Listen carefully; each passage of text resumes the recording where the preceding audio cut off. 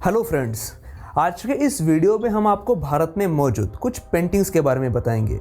लेकिन ये कोई मामूली पेंटिंग्स नहीं है। इनमें से कुछ पेंटिंग्स एक नहीं, 100 नहीं, 1000 नहीं, बल्कि 10,000 साल पुरानी है, जो बाकी दुनिया में सिर्फ 2 जगहों पर ही देखने को मिलती है, स्पेन और फ्रांस। इन पेंटिंग्स के साथ ही हम आपको मध्य प्रदेश की एक गुफा में इंसानों द्वारा बनाई गई ऐसी कुछ निशानियां दिखाएंगे जो 2.5 लाख साल पुरानी है। जी हाँ, 2.5 लाख साल पुरानी, मतलब सिंधु घाटी सभ्यता, मिस्र की सभ्यता और पिरामिड इन सबसे लाखों साल पुरानी। लेकिन वो क्या है और क्यों बनाई जाती थी, ये जानने के लिए आप हमारे साथ जुड़े रहिए और वीडियो को अंत तक जरूर देखिए।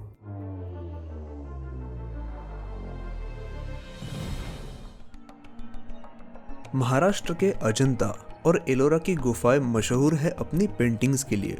लगभग 1,500 साल पुरानी अजंता एलोरा की ये पेंटिंग्स सिर्फ इंडिया में ही नहीं बल्कि पूरी दुनिया के लिए एंशिएंट इंडियन आर्ट का सबसे बड़ा उदाहरण है। यहाँ के ज्यादातर पेंटिंग्स गौतम बुद्ध के जीवन पर आधारित है और इनमें से सबसे प्रसिद्ध है ये पेंटिंग, जिसका नाम है Bodhisattva Padmapani. 2nd century BCE से 7th सेंचुरी के बीच बनी इन गुफाओं ने दुनिया भर में ये साबित कर दिया कि प्राचीन भारतीय कला काफी उन्नत थी और उस समय में पेंटिंग्स निकालने की कला काफी प्रगत हुआ करती थी। इन पेंटिंग्स को और खासकर उनके रंगों को करीब से देखने पर यह पता चलता है कि इन पेंटिंग्स की सुंदरता का और क्वालिटी का स्टैंडर्ड काफी हाई हुआ करता था। ये दीवार पर निकाले कोई मामूली चित्र नहीं है, बल्कि फ्लैट सरफेस पर निकालने के बावजूद इन पेंटिंग्स को 3D का स्वरूप देने की कोशिश की गई है। अलग अलग शेड्स का प्रयोग करके गहराई दिखाई गई है और रंगों का समतोल प्रयोग करके शरीर के हर भाग को अच्छे से दर्शाया गया है। इंसानी शरीर के आकार का खास ध्यान रखते हुए एक फिक्स प्रोपोर्शन में बॉडी के हर पार्ट को निकाला गया है, जो ये बताने के लिए काफी है कि कला के मामले में हम भारतीयों ने हजारों साल पहले ही महारत हासिल कर ली थी। बात है सन 1957 की। उस वक्त के एक आर्कियोलॉजिस्ट विष्णु श्रीधर वाकनकर ने मध्य भारत के जंगलों में एक ऐसी गुफा की खोज की जो किसी खजाने से कम नहीं थी। ये गुफा प्रागैतिहासिक काल में इंसानी जीवन के बारे में कई जरूरी खुलासे करती है। 25,000 BCE से भी अधिक पुरानी ये गुफाएं मध्य प्रदेश के भोपाल से दक्षिण की तरफ 45 किलोमीटर दूर रायसेन जिले में मौजूद है। ये गुफाएं इस क्षेत्र के सबसे ऊंची पहाड़ी पर स्थित है, जहां से दूर दूर तक नजर रखी जा सकती है। और यही वजह थी कि उस समय के इंसानों ने इन्हीं गुफाओं को अपना घर बनाया था। करीब 700 से 800 गुफाओं का ये समूह पाषाण युग में प्राचीन इंसानों की बस्ती हुआ करता था। ये उस समय की बात है जब खेती की शुरुआत भी नहीं हुई थी और इंसान तब सिर्फ शिकार पर ही निर्भर हुआ करते थे। इसीलिए इन गुफाओं की ज्यादातर पेंटिंग्स में खास तौर से शिकार करते हुए प्रसंगों को ही दिखाया गया है। शिकार के साथ साथ युद्ध, नृत्य और कई पालतू जानवरों को भी दर्शाया गया है। कठिनाई से भरी उनकी जिंदगी में ये लोग कला को भी समय दिया करते थे। शिकार किए जानवरों की चर्बी से तेल निकालकर उसमें रंगीन पत्थरों को पीसकर वो रंग बनाया करते थे और दीवार पर उन नजारों के चित्र निकालते थे जो वो रोजमर्रा की जिंदगी में देखा करते थे। यूनेस्को के विश्व धरोहर में शामिल इन गुफाओं में बने ये हजारों चित्र पाषाण युगीन भारत के अतीत की जीती जागती छवि है। इन गुफाओं के नाम के पीछे एक मान्यता है। माना जाता है कि पांडवों ने अपने अज्ञातवास के दौरान इन्हीं गुफाओं में समय बिताया था, इसलिए भीम की बैठक जिस जगह पर होती थी उन गुफाओं को भीमबेट का नाम से पहचाना जाने लगा।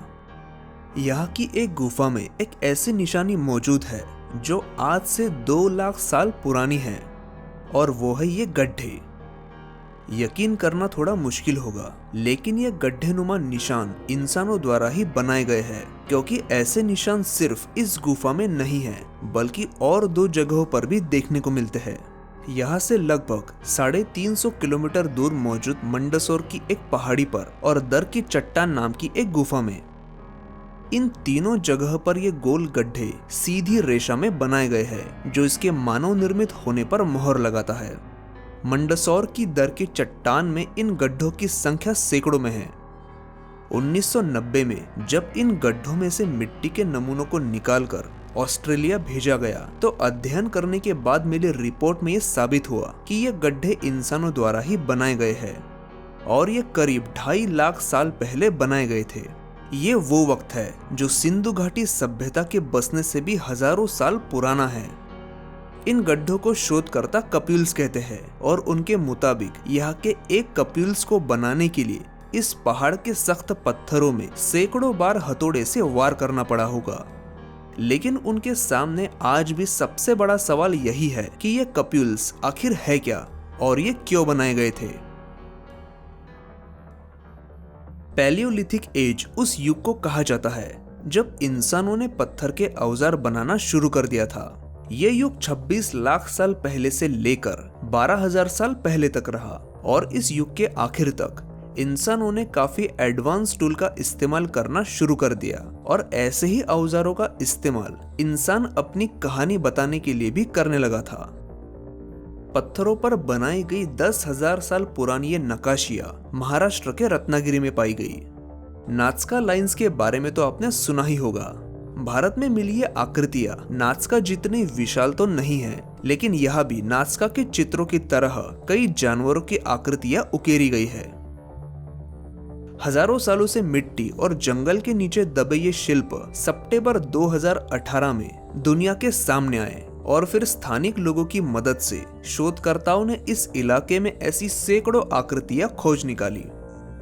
इन आकृतियों को खोजने के लिए आसपास के गांवों के बुजुर्गों से जानकारी ली गई। उन्होंने अपने दादा परदादा से ऐसे शिल्प और आकृतियों के बारे में सुनी कहानियों के जरिए इन शिल्पों को ढूंढा गया।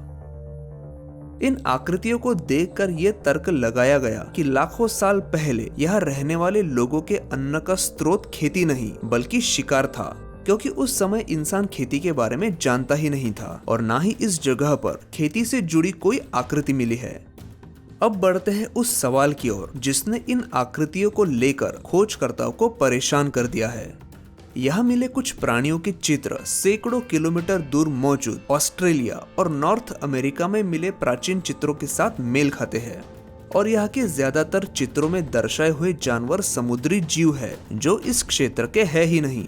अब इसके पीछे की वजह बताते हुए कई तर्क दिए गए, जैसे यहाँ आकर बसने वाले लोग अफ्रीका से आए होंगे जिन्होंने उस क्षेत्र में पाए जाने वाले जानवरों की आकृतियां यहाँ उकेरी होंगी। तो कुछ शोधकर्ता इन आकृतियों को नाज़का लाइन्स के साथ भी जोड़कर देखते हैं।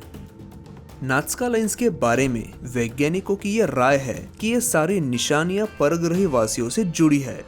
वजह एकदम साफ है, क्योंकि जिस आकार की यह बनाई गई है उस आकार की कोई भी चीज साफ तौर से सिर्फ आसमान से ही देखी जा सकती थी, लेकिन जिस समय में ये बनी थी उस वक्त आसमान में उड़ने के तरीके इंसान नहीं जानता था। नाज़का जितनी ये निशानियां बड़ी तो नहीं है, लेकिन यहाँ के कई जानवरों की और इंसान जैसे दिखने वाले कुछ जीवों की आकृतियां देखकर इन आकृतियों का संबंध दूसरी दुनिया से होने के दावे को नकारा नहीं जा सकता। एलियन से जुड़े इस दावे को पक्का बनाती हुई एक और गुफा महाराष्ट्र में मौजूद है जिसमें निकाली हुई कुछ आकृतियां एलियंस जैसी नजर आती है। अगर आप उस गुफा के बारे में जानकारी चाहते हैं तो मुझे नीचे कमेंट करके जरूर बताइए। ये वीडियो ज्यादा लंबा ना हो इसीलिए आज हम यही रुकते हैं, लेकिन वीडियो अच्छा लगा हो तो इसे लाइक जरूर करें जिससे हमें ऐसे और वीडियोस बनाने की प्रेरणा मिले। और मेरे साथ जुड़ने के लिए मुझे इंस्टाग्राम पर फॉलो जरूर करें। मिलते हैं अगले एपिसोड में।